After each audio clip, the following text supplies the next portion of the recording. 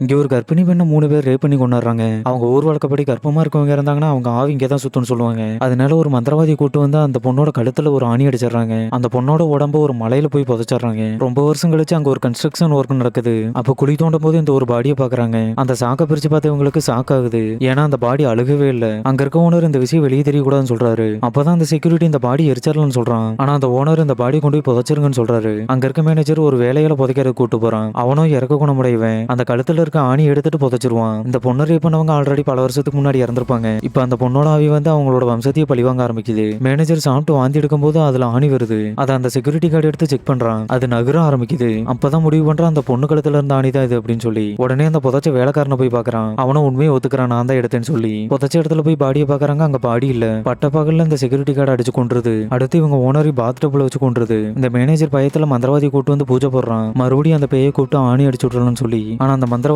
அந்த பேய் கொன்றும். இந்த மேனேஜர் கொல்ல போகும்போது அந்த இறக்க குணமுள்ள வேலைக்கார வந்து காப்பாத்த நினைக்கிறான். ஆனா அந்த பேய் அவரை தள்ளி விட்டுரும். அந்த வேலைக்காரருக்கு ஹாஸ்பிட்டல்ல இருக்கும்போது அவரை பார்த்து கண்ணீர் விடுது. அவர் அப்பாவை நினைச்சு அவர் கூடவே இருக்க ஆரம்பிக்குது.